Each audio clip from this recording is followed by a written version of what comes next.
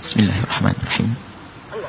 Assalamualaikum warahmatullahi wabarakatuh. Alhamdulillah alladzi allafa baina qulubil mu'minina fa asbahu bi ni'matihi ikhwana.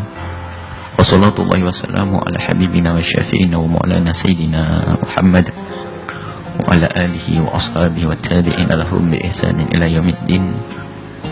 Yang kami cintai, yang kami muliakan, saudara dan guru kami Al-Ustaz Muhammad Arifin Ilham dan para guru-guru mulia yang ada di sini, wabil khusus yang berbahagia yang telah dibuka pintu halal oleh Allah hari ini, dan semoga dibuka pintu segala kebaikan, dibuka pintu rizki, dibuka pintu amal, dan dibukakan pintu surga Ananda Ahmad dengan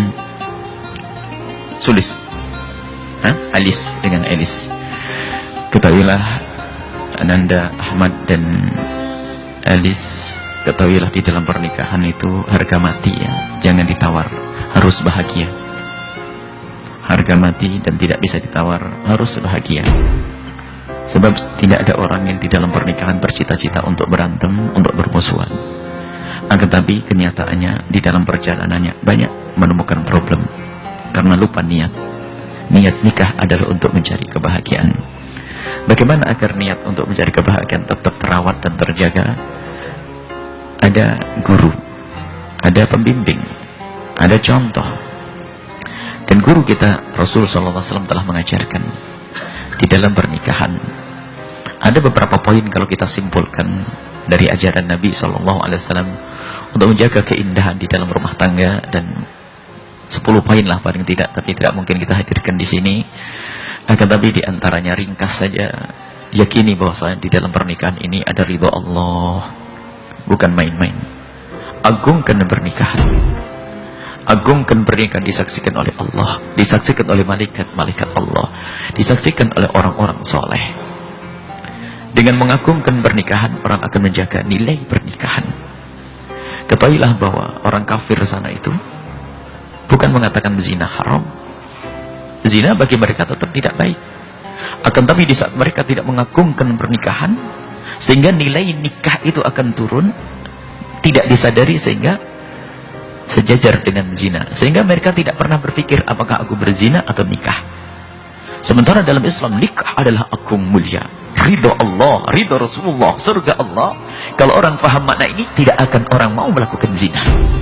Dan tidak akan terjerumus dalam zina, baik sudah menikah atau belum menikah.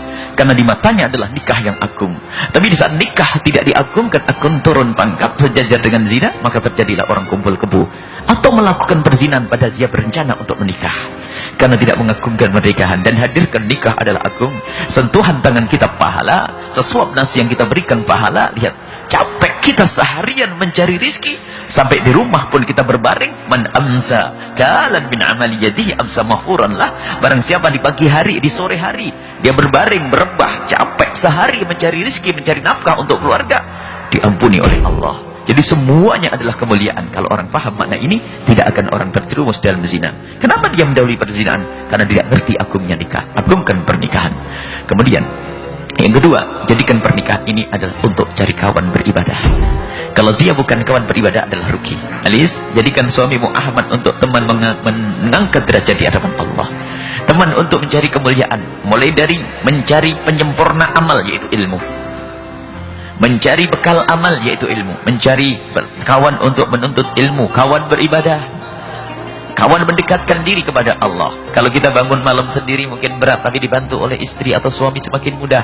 Ngaji sendiri tidak bersemangat, tapi dengan pasangan harus lebih semangat.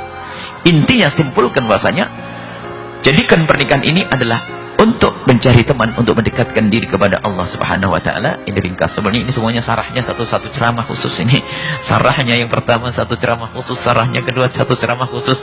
Yang ketiga adalah jadikan pasanganmu semakin hari semakin dekat kepada Allah. Berupaya terus. Karena yang namanya cinta itu benih yang ada di dalam hati semua orang ingin menikah. Cuman suburnya cinta itu adalah dengan dibarengi dengan yang namanya kepercayaan. Jadi kepercayaan itu menyuburkan cinta di dalam hatimu. Dan bagaimana kepercayaan kita semakin tumbuh subur? Di saat pasangan kita semakin baik. Kalau seorang suami menelpon istrinya di rumah, telepon tidak diangkat, suami akan berkata, mungkin lagi sholat duha. Begitu juga seorang istri yang suaminya lagi pergi kantor, ditelepon kalau tidak diangkat, begitu mudah seorang istri berkata, mungkin juga lagi sholat duha. Tapi kalau pasangannya adalah orang yang fasik, bermaksiat sana sini, telepon tidak dekat sudah pusing, jangan. Maka jadikan pasangan kita semakin hari dekat kepada Allah, itminan, akan tenang. Ini, jadi pasangan harus semakin dekat kepada Allah, terus ada perubahan. Mungkin hari kemarin belum, semakin baik, dan seterusnya. Kemarin sudah baik, semakin dekat kepada Allah, semakin takut kepada Allah. Di saat sendiri dia menangis, di saat dengan pasangan yang ada adalah senyum Allah. Jangan nangis depan pasangan. Akan tapi tidak dengan pasangan yang ada adalah senyum. Suami tersenyum, suami menghibur, istri senyum, istri menghibur. Akan tapi di saat sholat sendiri yang ada adalah derai air mata Allah. Karena dia orang yang takut kepada Allah. Yang digambarkan Nabi, perempuan yang mulia, yang membahagiakan suami jika kau pandang dia menyenangkan, jika engkau pergi dia menjaga kehormatan Allah. Yang keempat adalah, ringkas ini, jadikan pernikahan ini untuk cari kawan, berbakti kepada orang tua. Ini termasuk cara batin. Cara batin, ngambil keberkahan dari orang tua agar rumah tangga kita bahagia. Kuncinya sederhana, jadikan pasanganmu untuk semakin hari semakin dekat kepada orang tua. Ajari pasanganmu untuk berbakti kepada orang tuanya, bukan orang tuamu. Ingat. Ajari Elis, Ahmad, untuk semakin baik kepada bapak ibunya dan keluarganya. Dan Elis ajari Ahmad untuk semakin hari semakin baik kepada bapak ibunya. Keberkahan dengan orang tua Allah. Jangan sampai gara-gara pernikahan semakin jauh dari orang tua. Dan alangkah banyaknya kisah Alqamah dari pada zaman sahabat Nabi, setelah menikah ada perubahan, menjadikan ibunya berubah. Akhirnya ibunya marah, akan diancam oleh Nabi, akan dibakar hidup-hidup. Maka selalu ingatkan istriku, sudah telepon Umi atau belum? Uminya sudah kirim hadiah atau belum? Sama seorang istri mengingatkan suami. Sampai suatu ketika ini begitu rendahnya nilainya seorang wanita di rumah tangganya, tidak mendukung suaminya untuk berbuat baik kepada bapak ibunya. Suami memberikan bantuan kepada ibunya itu sudah marah-marah. Bahkan kalau perlu lebih banyak kepada ibunya, nggak ada masalah, yang penting di rumah cukup. Jadi jadikan pasanganmu semakin hari semakin dekat pada bapak ibunya. Sebab kadang dilarang, ada suami mau berbuat baik pada ibunya dilarang, istrinya cemberut sebulan. Ada seorang suami kalau melihat istrinya berbuat baik sama ibu bapaknya marah. Dengan bahasa fikih yang salah faham. Bahasa ukudulijen kebalik. Kamu sudah diserahkan oleh bapak ibumu kepadaku. Kamu kemanapun tidak boleh termasuk bapak ibumu. Salah faham itu.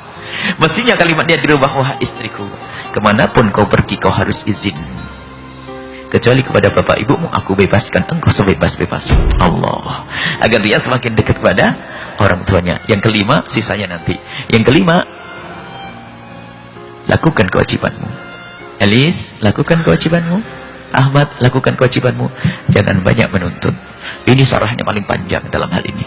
Termasuk urusan nafkah. Tugasmu wahai Ahmad sebagai seorang suami memberikan nafkah kepada istrimu, baik lahir dan batin. Wajib kau memberi nafkah dan wajib memberi nafkah. Elis, dengar. Akan tapi tidak, yang namanya hidup kadang. Semoga dimudahkan untuk Ahmad. Kadang suami tidak bisa beri nafkah, maka ketahuilah wahai istri, jangan banyak menuntut. Kadang seorang istri hanya bisa menuntut seorang suami itu di saat pulang ke rumah dan dia tidak bisa membawa rizki. Sebelum pulang sudah gemetaran, takut karena tidak bisa membawa uang. Jangan sampai di rumah ditambah dengan takut muka sang istri. Alangkah indahnya jika seorang istri berkata, abang ada duit atau tidak? Tidak sayangku. Subhanallah, abang tidak usah gentar, tidak usah. Aku insya Allah masih bisa bersabar. Kalau aku lapar di dunia, aku bisa bertahan. Tapi kalau sudah aku di neraka, aku tidak bertahan. Jangan beri aku yang haram, Allah. Ini istri yang soleha. Begitu sebaliknya. Jangan banyak menuntut, wahai Ahmad. Istrimu manusia biasa. Kau nikah bukan dengan malaikat. Dia ada kekurangan. Ada saat-saat menjelang haid sudah berubah sifatnya kadang-kadang. Dan mungkin dia sakit dan seterusnya. Ada kekurangan, dia manusia. Maka lakukan kewajibanmu, jangan mikir apa yang akan mereka berikan kepadamu. Aku kena isi. Elis bukan itu.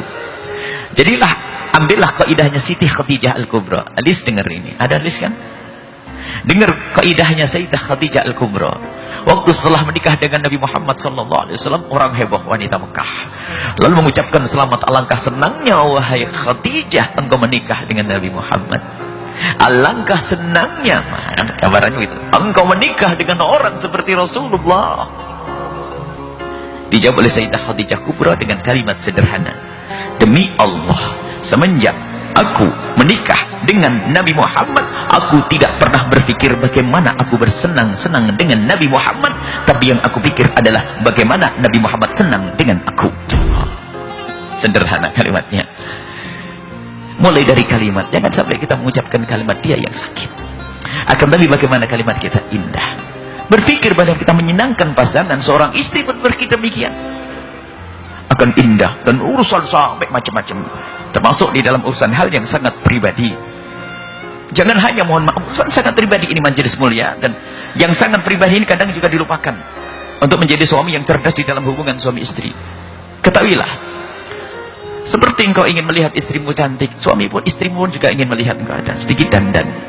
Bagaimana Nabi kalau masuk kamar istri beliau menggunakan siwak, meyakinkan kalau beliau sudah bersih diri, mencelupkan tangannya, diusap kepala beliau yang ganteng beliau itu agar tidak terlihat